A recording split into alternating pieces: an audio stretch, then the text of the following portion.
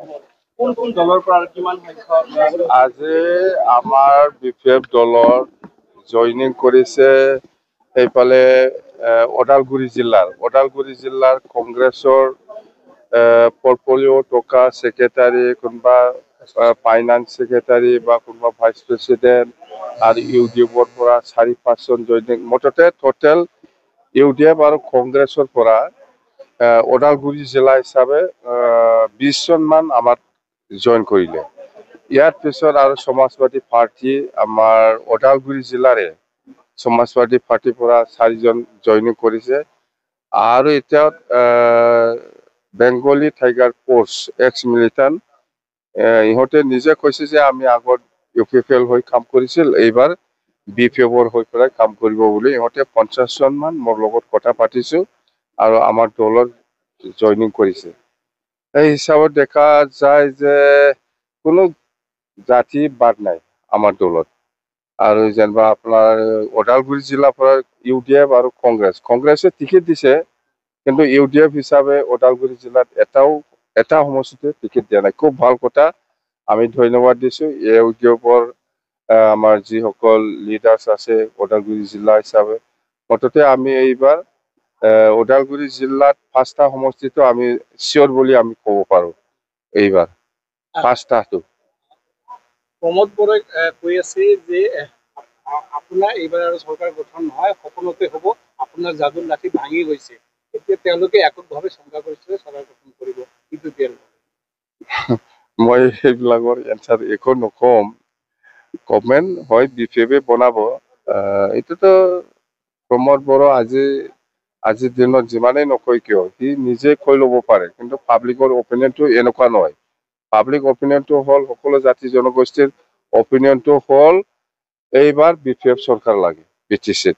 UPPL চৰকাৰ নালাগে, BPF চৰকাৰ লাগে বুলি সব জাতি জনগোষ্ঠীৰ যিমান ব্যুৰক্ৰেট আছে, যিমান সমাজকৰ্মী আছে, সকলো শ্ৰেণীৰ ৰাইজে মানুহে আমাৰ বিপিএফ পালে সমৰ্থন দিছে আৰু বিপিএফ চৰকাৰ অহাটো সকলো জাতি জনগোষ্ঠীয়ে বিচাৰে। এইটো প্ৰমোদ বড়োই নিজে কৈ ল'ব পাৰে, ৰাইজৰ কথা নহয়। এপটোৰ সভাপতি দীপেন বৰাই আজি কৈছে যে 16টা সংগঠনৰ নস্থাত কৰি পেলাই ইউপিপিএল আৰু বিপিএফ এক হ'ব দিয়া নাই আপুনি। এইটোতো দীপেন বড়ো এই আৰু ফুৰাটো আৰু উঠাই দিছে আৰু দীপেন বড়ো অলপ আৰু থাকক, অহাকালিৰ পৰা দিম মই, আজি একো নকম। এই যিবোৰ কালিয়ে কৈছে যে আপুনি দুয়োটা সমষ্টিতে হাৰিব কোন চন্দন ব্ৰহ্মক এইবাৰ আমি ইলেকশ্যন জিকি পেলাই চৰকাৰ হোৱাৰ পিছত চন্দন ব্ৰহ্মক আমাৰ একটা সংগঠন আছে, কালচাৰেল আৰ কি বড়ো হাৰিম্য আফাদ বুলি একটা আছে, ইয়াৰে প্ৰেচিডেণ্ট আমি দিম, চিন্তা কৰিব নালাগে। চন্দন ব্ৰহ্মক আমি বড়ো হাৰিম্য আফাদ, তাৰমানে বড়ো কালচাৰেল একটা অর্গানাইজেশন আছে, ইয়ার প্রেসিডেন্ট দিম। সি গান গাব জানে ভালকে, খুব উপযুক্ত, একদম আরামত প্রেসিডেন্ট দিব মই তাক।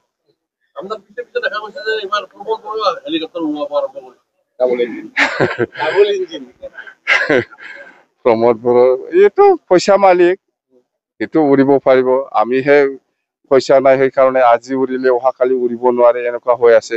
চাওক, হেলিকপ্টাৰ কেতিয়াবাই আহিছে, 2 দিন না 3 দিনহে উৰিব পাৰিছো মই, আজিলৈকে উৰিব পৰা নাই, তেলৰ পইচা নাই।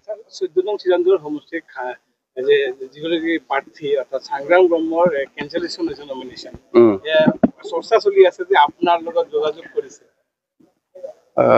সংগ্ৰামে আমাৰ লগত, মোৰ লগত ডাইৰেক্ট এনেকুৱা যোগাযোগ কৰা নাই, আমাৰ দলৰ মানুহ লগত যোগাযোগ কৰিছে, মই গম পাইছো। মুঠতে সংগ্ৰামে আমাক সাপোৰ্ট কৰিলে আমাৰ কাৰণে ওয়েলকাম জনাইছো। আৰু আমি নিশ্চয় সংগ্ৰামে যদি আমাক এনেকুৱা সহায় কৰে, আমি 100% আৰু বেছি বেয়াকে কাম্পাক হাৰিব পাৰিব, তাৰমানে 10,000 মান ডিফাৰেন্সত আমি হাৰাব পাৰিব। এতিয়া আমাৰ মাৰ্জিনটো আছে 5-6 হাজাৰ ডিফাৰেন্স, কাম্পাটো আমাৰ লগতে 5-6 হাজাৰ ডিফাৰেন্সত হাৰি আছে। এতিয়া সংগ্ৰামে যদি সঁচাকৈ খোৱা নিচিনা আমাক যদি সহায় কৰে, তেতিয়াহ'লে সেই 15,000 10,000 ডিফাৰেন্সত কাম্পাই হাৰিব।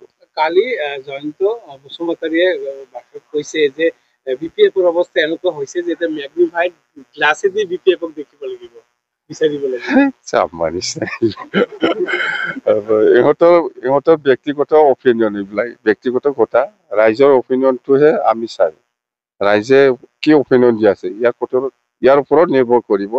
ইহঁতে ক'ব পাৰে যেনে তেনে কথা ক'ব। এতিয়া অৱস্থা বিৰাট বেয়া ইউ পি পি এলৰ অৱস্থা এনেকুৱাই বেয়া, একটা দুইটাও জিকিব নাই সন্দেহ আছে মোৰ। এতিয়াতো ছাৰ বিভিন্ন ঠাইত আপোনালোকৰ যোগদান পৰ্ব চলি আছে। এতিয়া বহুত এতিয়া আগৰ যিটো অংক আপুনি কৈছিলে একক সংখ্যাগৰিষ্ঠ কিমান সংখ্যা পাব পাৰে? মই একো নকওঁ, মুঠতে 20+। ইয়াৰ ওপৰত আমি পাম, মুঠতে 20 ওপৰত আমি পাই আছো। আৰু বিজেপিয়ে সঁচাকে আমাৰ নেক্সটত আছে, ছেকেণ্ডত। আৰু থাৰ্ডত আহিব এইফালে UPPL বা কংগ্ৰেছ, এনেকুৱা আহিব কথাইটো। না বিজেপিওতো নিজকে কৈ লোৱাটো কি, এইটোতো ফাইন নালাগেতো।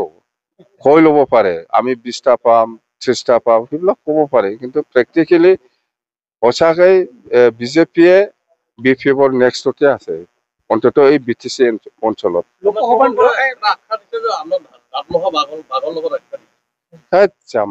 ওচৰত যাওকচোন একবাৰ, বাঘৰ ওচৰত যাই চাওকচোন, নাগ আছে না দাঁত আছে না নাই, এইবিলাক যাই চাওকচোন ওচৰত। যোৱা লোকসভা নিৰ্বাচনত কংগ্ৰেছৰ প্ৰাৰ্থীগৰাকীৰ কাৰণে BPF-ৰ প্ৰাৰ্থীগৰাকী হাৰিছে বুলি ইতিমধ্যে বিবেচিত হৈছে। তেনে ক্ষেত্ৰত কংগ্ৰেছে আকৌ কেণ্ডিডেট দিছে। নাই আগৰ দিনটো গ'ল, এতিয়া কংগ্ৰেছে কেণ্ডিডেট দিলেও আমাৰ একো ক্ষতি কৰিব নোৱাৰে, স্পষ্ট। এই কাৰণে এইবিলাক যিবিলাক কথা কয়, ইয়াৰ কাৰণে তাক মই কালচাৰেল ডিপাৰ্টমেণ্টৰ প্ৰেচিডেণ্ট দিম বুলি কৈছে।